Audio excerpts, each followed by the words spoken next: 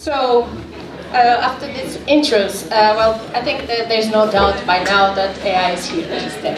And with that, also, the threat landscape has been changing in the cybersecurity landscape. It is changing and it will keep changing. That's the reality. So I think we need to think about two main strings when we're talking about cybersecurity and AI. We need to think about defense and attack, because in the cybersecurity landscape, we need not only to defend ourselves, but also to think how the attacks will be done differently with this new technology and landscape. So I would perhaps start with Marcel and asking him, how is Kanton Zurich balancing the use of AI systems with potential cybersecurity concerns? Because we also have been seeing more and more governments and public entities being targeted with attacks, but also leveraging such technologies. So, over to you. Thank you very much.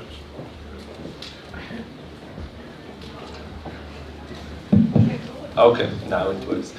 Yes, the Canton of Zurich is also want to leverage the use of AI for its systems, for its project, and also for digitalization.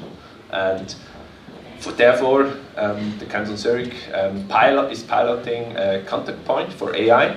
And the idea behind this is to address the issues and the questions about cybersecurity, about legal aspects, and also about organizational aspects in the use of AI. The potential threats are also very much addressed with, we have guidelines for every employee, and there are a lot of employees at the Canton Zurich. There are guidelines to how to use AI systems, such as public generative AIs, as ChatGPT and so on. There is said not to use internal or secret data when you use ChatGPT and so on, because data protection is a big topic at the Canton of Zurich. And also, there are a lot of processes going on our defense side when we protect our infrastructure, and we do a lot in our cybersecurity strategy to address this risk, which are arising, which will be much, much faster than they are today. Thanks for that, Marcel. Now a question for Sven and Shira. How has the integration of AI changed the landscape of cybersecurity threats and defenses? From an investor perspective and also from a hacker perspective? Yeah.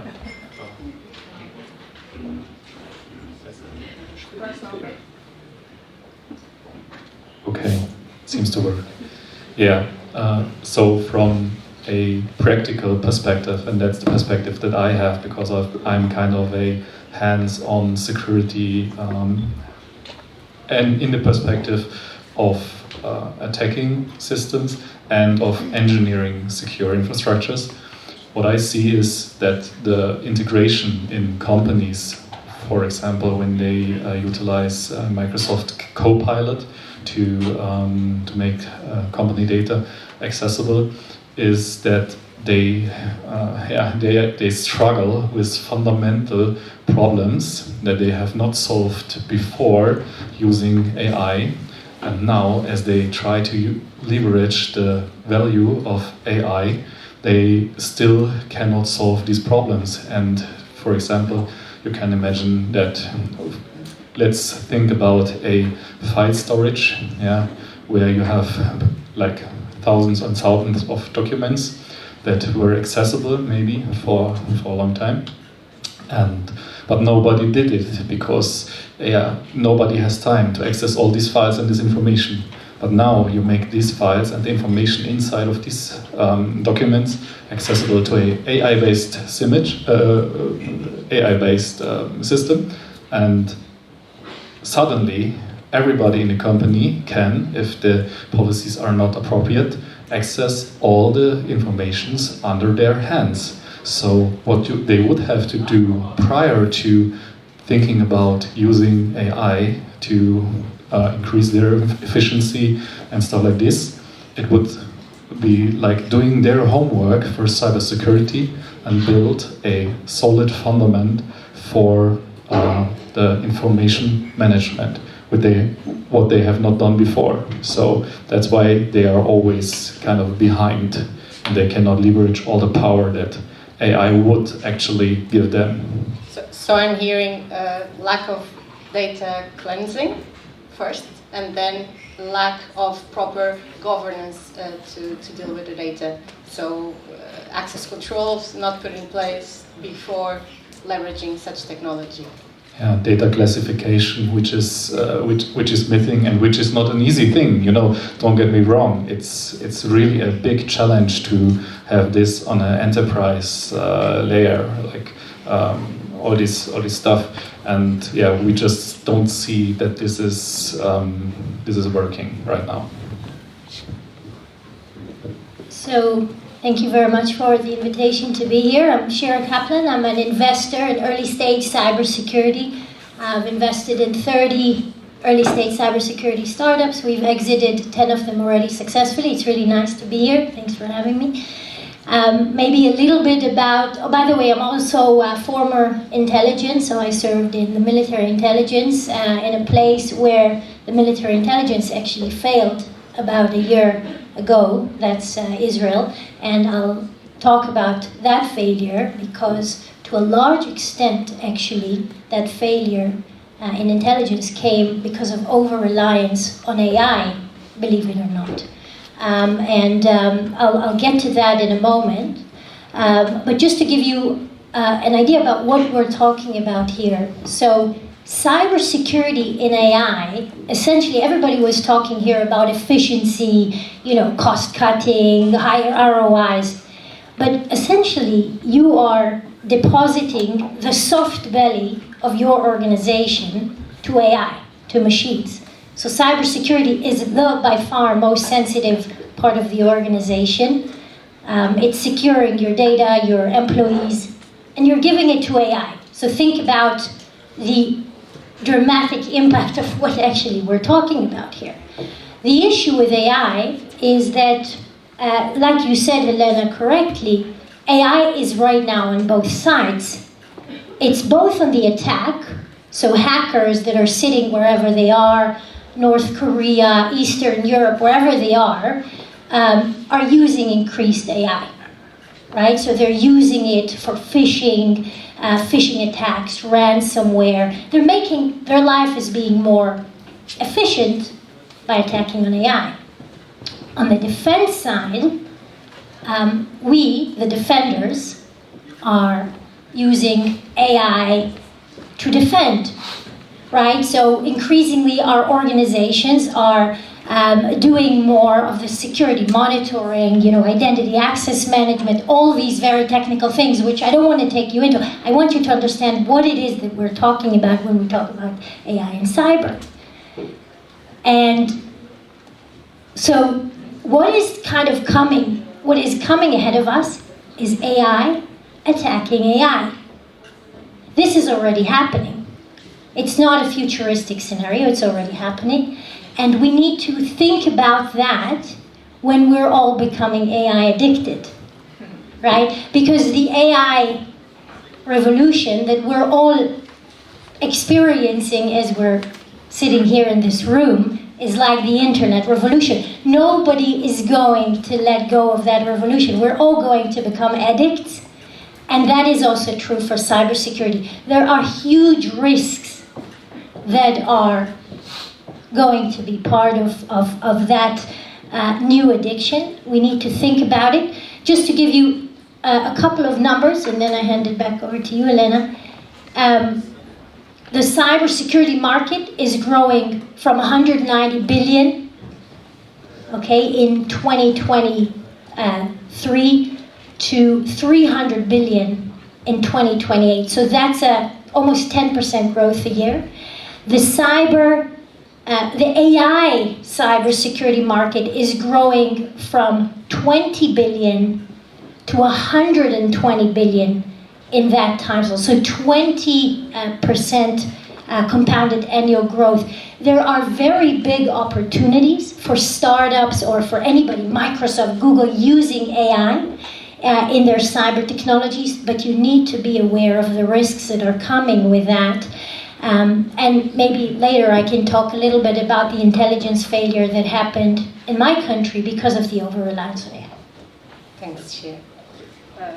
This is a great overview in terms of numbers, because well, AI is here to stay, and in all its components. So we really need to take care of our infrastructures and our company's data in order to, well, to be able to benefit from this technology, but also to protect the data, company relevant data, personal data.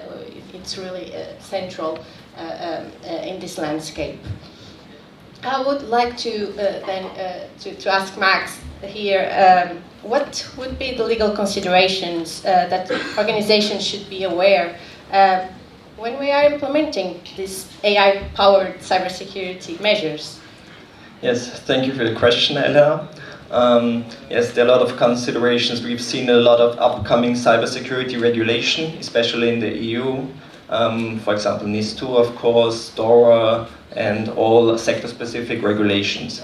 And for sure, AI systems which help improve cybersecurity can help clients follow these regulations.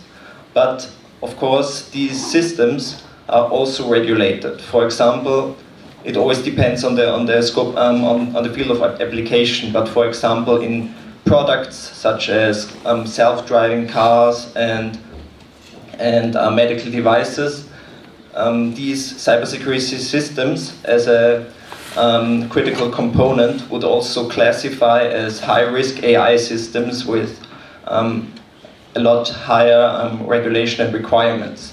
So these are things to consider, and of course, if the cybersecurity AI system is monitoring the behavior of people, we also have data protection requirements, and also, for example, in Switzerland, labor law, if employees are monitored by these systems.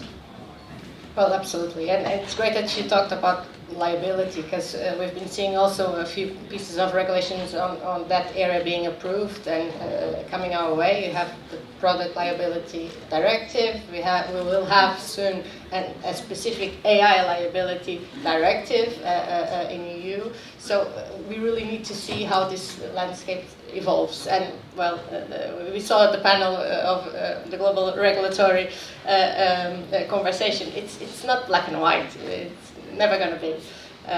So I would like to go back to you, Shira, on the cybersecurity landscape and the public relevance of the intel and not getting it right and over rely on technology. What are your takes on this one?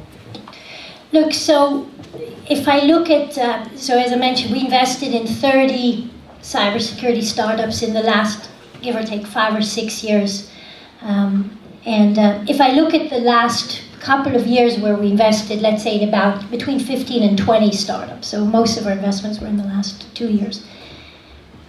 Many of these startups that are cyber startups that end up being acquired by Google, by Amazon, by Checkpoint, by Palo Alto Networks. So Palo, for example, acquired 2 of our startups last year for a combined $1 billion. So these were 2-year-old companies, 2-year-old startups, 2 of them acquired by Palo Alto Networks, which is now one of the leading cybersecurity companies. Most of these startups are heavily relying on AI. So if you are a startup, by the way, in any field, right, we talked about sustainability, there's no way that you're not going to be integrating AI into your systems. Otherwise, it's like saying, "Oh yeah, I'm not using my mobile phone, right? I'm using Telegraph instead of the phone. I mean, seriously. I mean, there's an AI component, and there's a race toward hiring AI engineers, right? Also in cybersecurity. So this is making everybody highly reliant on that technology, those technologies and capabilities. The problem becomes then a question around,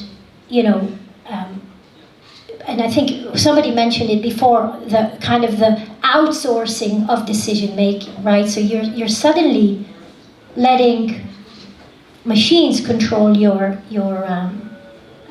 decision making.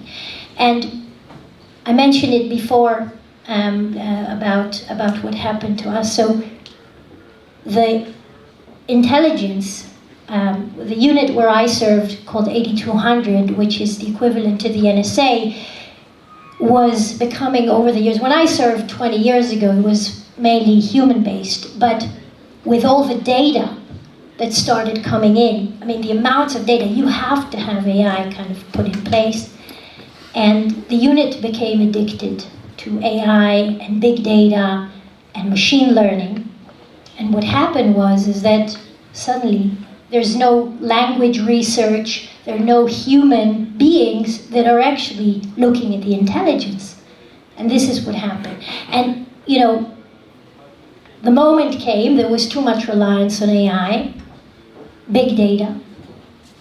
The people were not taken, the recommendations of people were not taken into serious consideration, and the unit failed. And we were attacked by surprise, and nobody could see that coming. And to me, what happened to my unit is the biggest preview of what is going to happen to the economy, the global economy, in 5 years, in 10 years, in 15 years. Of that I cannot tell you. It's this addiction to AI and the lack of human judgment, human analysis, and this would be my main giveaway or takeaway message to you is be wary of that this is very likely to come. So, long answer to a short question, sorry.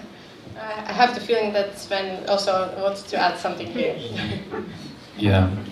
So, like I said, I'm kind of, I have a practical perspective on the whole topic. And as you all may know, cybersecurity is always a race between attackers and defenders, like Shira mentioned already, right? And I might have an unpopular opinion, but the race is already lost, okay? If we are honest to ourselves, we see already, like a lot of our customers, they are getting attacked more and more efficiently because cyber more scalable, and developing malicious code was never easier than now. Like Frederick this morning mentioned that even he, as a non-programmer, is able to create some scripts. And that is a tool, like AI, like a large language model is a tool that can be used by everybody to create malicious scripts. And when I say malicious script, there is no thing like something malicious script. It's just code. It's not good or bad, right? So I will not be able to distinguish. I can always trick it to create malicious code by telling it I need something useful, right? That cannot be prevented. And so what we see is like I said, the attack vectors that existed before, they get exploited even better. And I don't see any way to stop this, instead of starting to do our homework and not hoping for any technology solution like AI to be the magic pill, okay, to help us with our like disease. That's my point. Thanks, Shira. I would like to go back to Marcel and ask how is the Kanton Zurich also collaborating and aligning with the private sector to stay ahead of this threats that Sven just mentioned?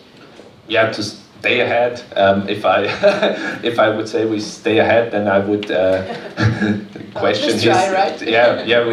We do adopt state-of-the-art technologies. We have our cybersecurity strategy, and one goal of this strategy is to make the Canton Zurich more cyber resilient, to be not too easy to attack, but also if we got attacked, to get back to work again. So this is one goal we have, and one goal is also to detect such attacks, which are coming more and more. I think, it's quite easy, as Sven said, to create malicious code. So I tried it out. If we do the most attacks and the most dangerous attacks in the coming days are ransomware attacks. So if you use, you can do ChatGPT, you bring ChatGPT to create a ransomware software. This is no complicated task, and I'm a software developer.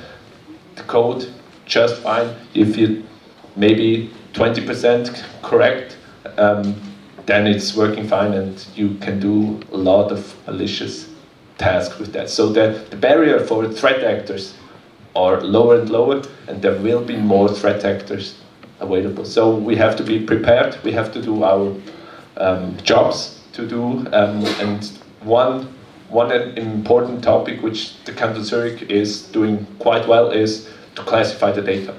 Where we store our data, we have 4 levels of data classification. We have public data, which we can post on our internet site. We have internal data, which are the public administration uses internal.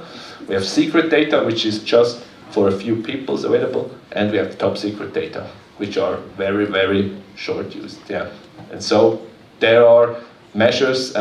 We have policies there where to use what kind of data. This is what you have to do. Yeah, thanks for that.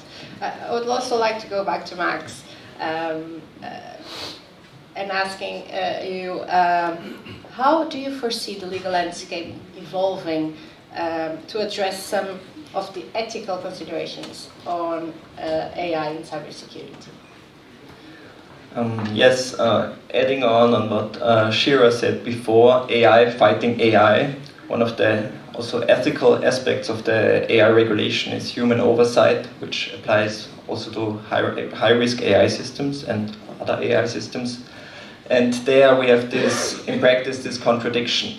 Of course, AI systems which are applied in cybersecurity are often faster than humans, and there this human oversight could be also negative, because it can not be as quick as the AI system acting. But of course this has to be implemented, for example, by notification to a cybersecurity expert and so on. And yeah, there we have this contradiction, and usually cyber attacks happen often on a Friday afternoon or evening, ruined a lot of our weekends. But yes, there this aspect of human oversight is important, and also what I said before, we also have to look at data protection and labor law considerations regarding the surveillance of employees, because cybersecurity is very important, but there are also other interests and laws which have to be considered, and also purpose limitation. Yes, thanks for that. Now, a question for all panelists. So, how do you foresee the relationship between AI and cybersecurity evolving in the next 5 to 10 years? Okay, I will try to start. So, looking in the future, I don't expect that, like I mentioned, that we will be able to compete with the attackers. Yet, not everything is lost, because, for example, I see some use cases where AI can actually help to develop secure software, which we were not able to do in the past 50, 60 years maybe, okay? But that can be changed with AI. It can help to do risk assessments before the risk flows into the code, kind of. It can help to discover vulnerabilities. It can follow data sinks much more efficiently than any human could do that. So that's where I see for example, the biggest potential. But that will take time to hit the systems. I mean, we are still right now seeing infrastructures where there are legacy systems are running Windows XP and much older. And so I don't expect that to happen in the next 5 to 10 years, not in the scale. I mean, big companies like Google, Meta and stuff like this, they might be able to implement it way faster, but the majority of companies, small to medium-sized companies, they won't benefit in any way from artificial intelligence.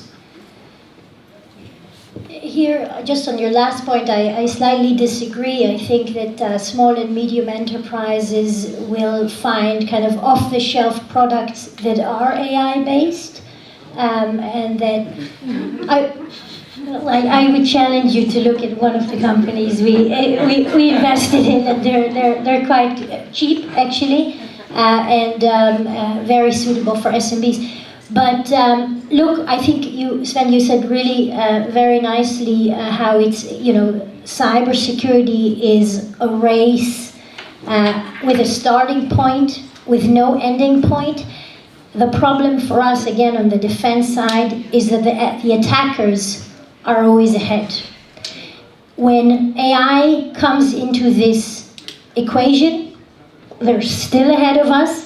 So they're always ahead of us, we're always reacting. So if you look at enterprises, we're selling to large enterprises here in the DACH, they're always reacting, right? Their security people go to sleep at night, they go to sleep on the weekend, they go skiing, God knows what they do, and the attackers, they're not. So they don't take skiing holidays in St. Moritz. So the point, so they're faster, and maybe one more point. I'll come back. I had one more point I wanted to add on that, but I'll come back to that in a moment. Yeah, well, I'm with you. The attackers are one step ahead, and it's a race between cat and mouse. But I also see some opportunities with AI to detect anomalies, which are in the old days. Our security operations center was based on static use cases. You made some rules to detect some anomalies, etc., etc. And with AI, you have the potential to detect anomalies based on thousands and thousands of gigabytes of data which were unable to copy with a human. It's quite difficult to just make the decisions based on these systems. You have to have people behind this because those algorithmic decision-making systems will fail. They will be false positives, false negatives, etc. But I also think this will change the landscape. This will change the landscape, but also it's a big threat. But there are also possibilities, opportunities to cope with that. Yes, I think from a lawyer's perspective, of course, cybersecurity will remain, as it is today, one of the key risks for companies. And yes, we've seen more and more regulation, and I think this trend will also go on. Yes, but we also have to see that SMEs, as we said before, can keep up with this regulation because it's quite complex in practice. Maybe just the point I just wanted to mention before is, and you mentioned very correctly, is you have to remember that the attacks that the methodologies that used to belong to nation states, right? So just countries could do these kind of attacks, have kind of permeated, have trickled down to normal people. And so imagine if nation-state AI capabilities are kind of trickling down to the layman, kind of the normal attacker, wherever. I mean, this is, that's a trend that we've seen in cybersecurity. That's a little bit scary, but I'm not here to scare you, so hopefully not too much. Absolutely, and I think that to that point we were discussing earlier off record, the analogy between the AI technology with the nuclear power and landscape, and that the concern is the same. It can be used for good or bad.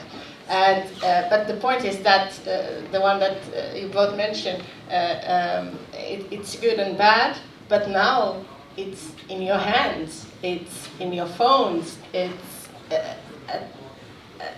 here, it's with you. You're able to enable such technologies, and the difference is that nuclear power, it's not at our availability, and I think that's where the concerns are. So, just to try to bring us to a more positive note on this topic, how do you think we can ensure that the benefits of AI in cybersecurity will outweigh the potential risks? Because I think at the end of the day, that's phone and don't give them access to AI any longer. It's already done, right? And it will become more and more integrated into our lives. And what we often see is, the security assumption that the majority of companies in the past days based their whole security concept on was that they always said, okay, there is no one who has the skills and motivation to attack us, okay? And that was, in the majority of times, it was true for the skills, because they, like normal people, they didn't know how to do it. But that has changed now, so we still have people that want to damage cybersecurity, things like confidentiality, integrity, and so on and so forth. And now they also have the skills right in their hands. And once people realize that, and it will happen very fast, as you know, then it will become a very tough time. I'll talk about a personal opportunity. So I was in intelligence 20 years ago, then I left it. Then 10 years ago I went to study here in Switzerland, in St. Gallen, and I wrote a thesis about cybersecurity, and then went back to the field of cybersecurity. And part of, sorry about that, all good? Part of, or one of the inspirations that I personally had was seeing a cybersecurity entrepreneur in Tel Aviv, and he was not Israeli, he was actually Russian, who was speaking in 2015, and he said, if you want to have a job for the next 50 years, go into cybersecurity. And I think there is a big opportunity for everyone in this room. AI is a great path. If you go into AI, you're going to be very busy. If your children go into AI, they're going to be busy. There's a very big opportunity on the cybersecurity side. I invite you all to join this journey, because you're not going to be bored, unemployed, you're